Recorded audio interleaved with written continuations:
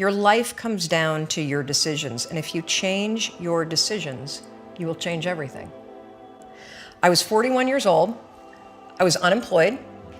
My husband had started a restaurant business, which was his dream. This is actually a funny story. When he got laid off from a big job in high tech, and I think he was really relieved. You know how a lot of us wait to quit our jobs and then we get laid off and we're like, yes. And he said, I'm not going to look for a job. I'm going to go into the restaurant business. And I think I said the most famous lines of our marriage at that point. I looked at him and I said, listen, buddy, inspiration is for strangers. You get your butt back to that job and you pay the mortgage. And again, micro moment where I'm being a jerk instead of being a supportive wife. But that's an example of where when he said he was not going to go get a job, but he was going to start a business, the first thing that was there was fear. Right. And so fear was making the decision for me. God, I love that you can share that though. That's so powerful. Well, so what happened is the first restaurant was a home run. And of course, what do when things are successful? You grow it. You grow it really big. And so they decided to raise some money. And we threw in our home equity line, the kids' college savings. They tried to open a second and a third, and at the same point, a grocery store chain encouraged them to go into wholesale. So it basically got way too big, way too fast, and the wheels started to come off. And they came off so badly that the second restaurant failed, and they held on to it for too long, like a lot of us do. It's another trick our brains play on us called sunk costs. When you throw a ton of time and a ton of money at something, it's really hard to let go of it. And if you haven't done it in business, we all have a relationship in our past, stayed way too long. That was a trick your brain played on you. So by the time that they closed the second restaurant, it was an $800,000 loss. Ooh. I mean, that meant our entire home equity line gone. Right. It meant kids' college. I get just choked up just thinking about how terrifying it was. And so I found myself at the age of 41, like just feeling like a complete failure. And so did Chris.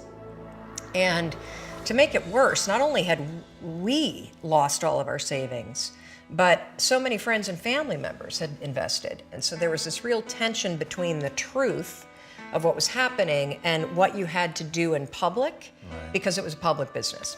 Shame, failure, embarrassment, and the liens started to hit the house. The phone started to ring, and it was nothing but collection calls. And I just remember feeling this tremendous shame.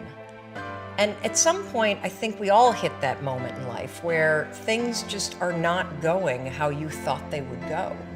And what's amazing about those moments is we all respond very differently.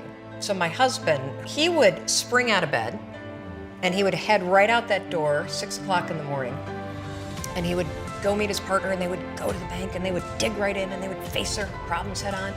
And he's also a smart guy. I mean, he did not want to be in the house when yours truly woke up because I was a raging bitch at that point in our lives. And the reason why is because when you're scared and you're afraid and you're jealous and you're overwhelmed with emotion, it is so much easier to point the finger at other people. That's a decision, by the way. So one you may not be aware that you're making, but you're still making it. So what would happen to me is the exact opposite. Is Chris would be gone, the alarm would go off at 6 o'clock in the morning, and I would lie there. And I would think about the lien on the house, and I would think about the bankruptcy that we were facing, and I would think about how much we had fought the night before, and I would think about the fact that I was unemployed, and I would hit the snooze button. I mean, why would you get up when your life is like that? Why would you? I mean, I needed confidence, I needed courage. I was so tapped out. And you know, in the scheme of life, hitting the snooze button is not that big of a deal. But here's the thing about life. None of us wake up and say, today is the day I destroy my life. What we do is we kind of check out because it feels overwhelming. Or we check out because we're afraid. Or we check out because we start listening to self-doubt. And then we make these teeny tiny decisions all day long. And we don't even realize it. Decision to not get up on time, a decision to not eat the right thing, a decision to snap at your kids, a decision to not speak in a meeting, a decision to not look for a job, a decision to not deal with your finances, a decision to not call your parents, like whatever it is. All day long, these tiny decisions that take you so far off track. And then you wake up like I did and you look at your life and you think, how the hell did I get here? And more importantly, how do I get back over there? And you have no idea. And so I was so trapped. And I know from your story, you felt the same way. Like you knew that there was more in store for you, but you couldn't figure out, how do you close that gap? How do you find the power that's in you? How do you discover your greatness? How do you solve these problems? It feels so overwhelming when you can't. I mean, I would go to the grocery store and the items would scan and I would be sitting there readying my excuse because there was no way that my check card was going to clear. Wow.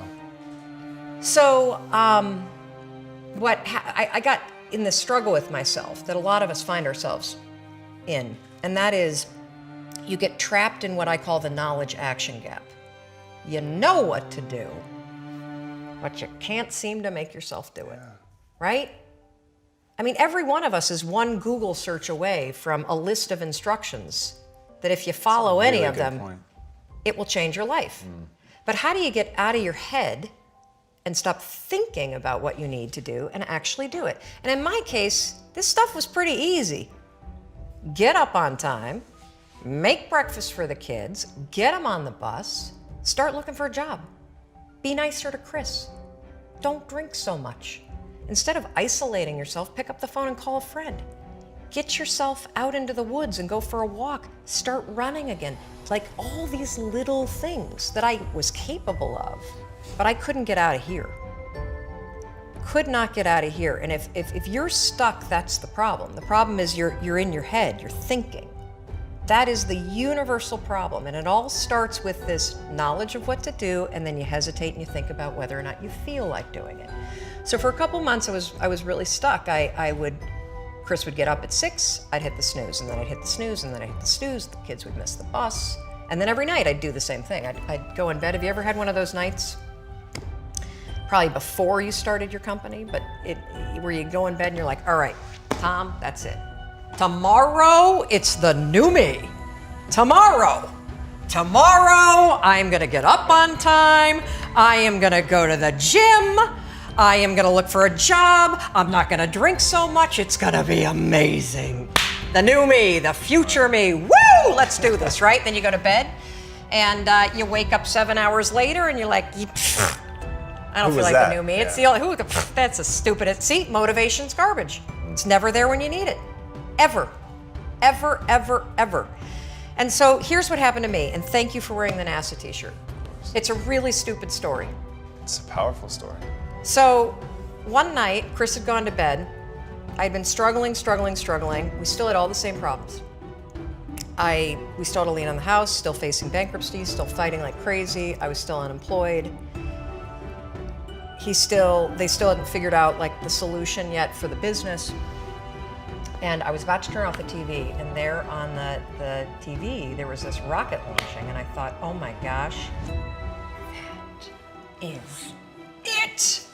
I am gonna launch myself out of bed like a rocket ship, like NASA, right here, had launched me out of that bed. And I'm gonna move so fast that I don't think.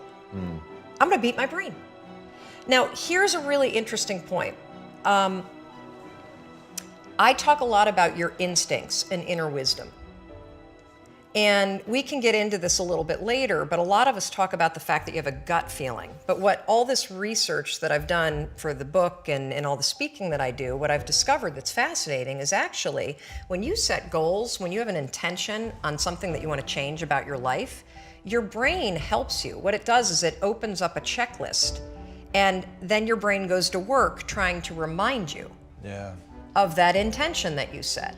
And it's really important to develop the skill, and I say that word purposefully, the skill of knowing how to hear that inner wisdom and that intention kicking in and leaning into it quickly. So for me, my brain saying, that's it, right there, move as fast as a rocket, Mel. I wanted to change my life.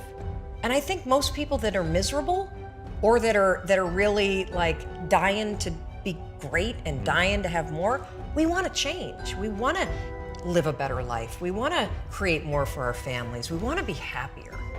The desire is there. again, it's about how do you go from knowledge to action. So the first thing in this story that's important is realizing that the answer was in me. And my mind was telling me, pay attention. Could have also been the bourbon. I had a couple of Manhattans that night. But anyway, the next morning, the alarm goes off, and I pretended NASA was there. It's the stupidest story. I literally went 5, 4, 3, 2, 1. I counted out loud, and then I stood up. And I'll never forget standing there in my bedroom. It was dark, it was cold, it was winter in Boston. And for the first time in 3 months, I had beaten my habit of hitting the snooze button. I couldn't believe it, and I thought, wait a minute. Counting backwards? That is the dumbest thing I've ever heard in my entire life. Well, the next morning I used it again and it worked. The next morning I used it again and it worked. The next morning I used it again and it worked. And then I started to notice something really interesting. There were moments all day long, just like that 5-second moment in bed, where I knew, knowledge, what I should do. And if I didn't move within 5 seconds, my brain would step in and talk me out of it. Every human being has a 5-second window, might even be shorter for you. You have about a 5-second window in which you can move from idea to action before your brain kicks into full gear and sabotages any change in behavior. Because remember, your brain is wired to stop you from doing things that are uncomfortable or uncertain or scary. It's your job to learn how to move from those ideas that could change everything into acting on them in the smallest moment. And for anyone right now at home who's thinking like, this sounds too simple, too easy, talk a bit about your community, because reading some of their comments, it's crazy how many people, like the sheer volume of people you quote in your book, but if you also go online and just look at the people that are like directly reaching out to you, it is an avalanche of people that have stories around the 5-second rule. Well, one of the reasons why I'm so excited about this book, and look, you don't have to buy the book. This is an idea that you can use. It's free. It's backed by science. More than 8 million people around the world have discovered it. And you know, you're talking about the number of people. We've heard from more than 100,000 people in 80 countries that are using this rule. We know of 11 people who have stopped themselves from killing themselves using this rule. I saw one of those outreaches. Yes, there's a guy, Steve, that wrote to us who was a veteran. He was suffering from post-traumatic stress disorder. He boarded a ferry overseas with the intention to jump over. He walked over to the railing and his inner wisdom kicked in.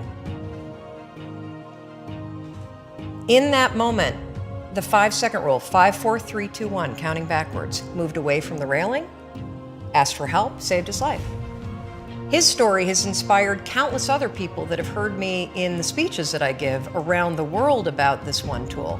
And so, you know, the thing that's so cool about this, and I should tell you the science behind it, because I'm gonna be honest with you, it is stupid. Had I ever thought that I would find myself 8 years after discovering it, spending my days telling people about the 5-second rule? First of all, I would have picked a different name, because it reminds you of the one where you have to like pick up food within 5 seconds off the floor, right? It was my secret weapon. This was something I did. I never intended to tell anybody, because I went from getting up on time and waking up on time to shaking up my entire life. Because when you understand the power of a 5-second decision, and you understand that you always have a choice to go from autopilot to decision maker, everything in your life will change. You will be a different negotiator, you will be different in sales, you will be unstoppable in the gym, because you will realize the amount of garbage that you put in the way of your hopes, of your dreams, of your potential, of your confidence, of your courage. Everything comes down to the decisions that you make.